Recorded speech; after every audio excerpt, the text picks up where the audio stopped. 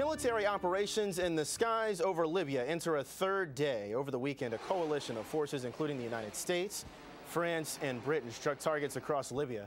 Officials say the airstrike succeeded in weakening Muammar Gaddafi's air defenses. At least one cruise missile struck Gaddafi's compound in Tripoli.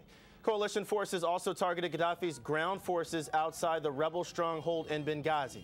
Despite the strong military response, Gaddafi is vowing to fight a long war against the Allied forces. For more, we are joined by CBS News military analyst Mike Lyons. Mike, good morning to you. Good morning, Terrell. Is the U.S. at war with Libya? No question we're at war. I mean, we have enforced a no-fly zone, but we had to put in place a tax on Libya in order to do that. So by taking out the anti-air defense missile systems, by attacking ground forces that are there, we kind of got around it. But fundamentally, we're at war with Libya right now. We've set the stage to have this no-fly zone work, but to do that, we had to attack that country. Last night, Gates said he's going to turn over control of the operation to either the French, British, or NATO in the next few days now. What does that mean for the U.S. role in this operation?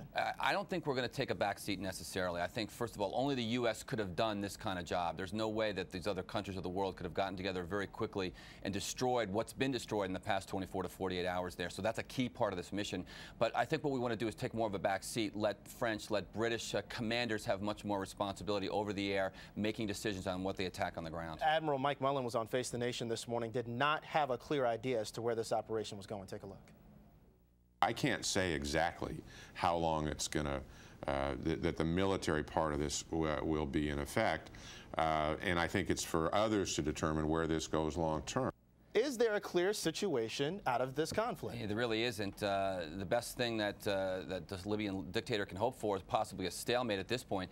Or what he does is he turns up the ground war. What's to say now that he decides to unleash his forces to go after those civilians, go after those rebel forces, and dares us to try to shoot him out of the sky again? So, this could be the worst scenario. It just depends on what's kind of going through his mind right now. Gaddafi promises a long war. What can he do to harm U.S. and allied forces? Yeah, what he could do is start, he's got cases of mustard gas he could deploy. There's so many different things that could happen. He could start slaughtering civilians. Now, again, he won't win in the long run. Eventually, the international community will come after him, but he can create a lot of damage that will go a long way in that part of the world. Gaddafi's compound was hit, officials saying that he is not a target. Should we be reading between the lines here? No, we've got to be very careful. If all of a sudden we decide to target him in a civilian complex with his family, that would be a bad scenario for the U.S. Now, if he's there at military complexes expecting things, then he's going to get what's coming to him. But right now, for us to try to even have any illusion that we're trying to target him would be a bad thing. Under a UN resolution, the idea here to establish this no-fly zone and to protect citizens of Libya. I want to take you back to the Gulf War, and we've talked about this before.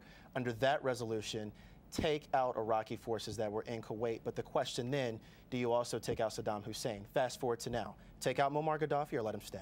No, I think right now the situation has to play out, and he stays as long as he survives. Let's see what the regime does on the ground. Let's see what the people do in Libya. The difference between that no-fly zone then and now is we had control of the ground then. This time we didn't. We had to make these attacks to create that no-fly zone.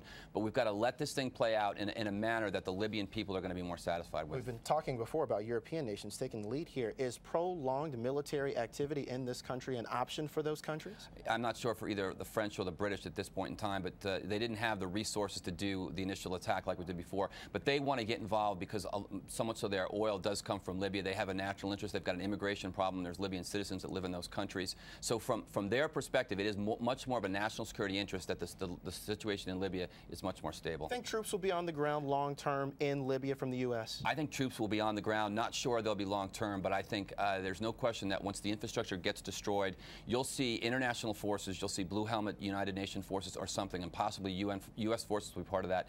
You're going to have a security mission that's going to help with the rebuild and the reinfrastructure of Libya. Is that something that the U.S. can handle with 150,000 troops right now in Iraq and Afghanistan? I think it's the biggest challenge this president feels, and I think that's why he was reluctant to initially get involved. I think the fact that this policy changed so quickly in the last week, gave pause for him to think that, we're very much stretched thin right now. Perhaps we have a small force that goes there, but if you're going to put 50, 75,000 troops in Libya, we're going to have to get help from other countries. CBS News military analyst Mike Lyons on the show this morning giving us some insight. Mike, thank you so much. Thanks, Terrell.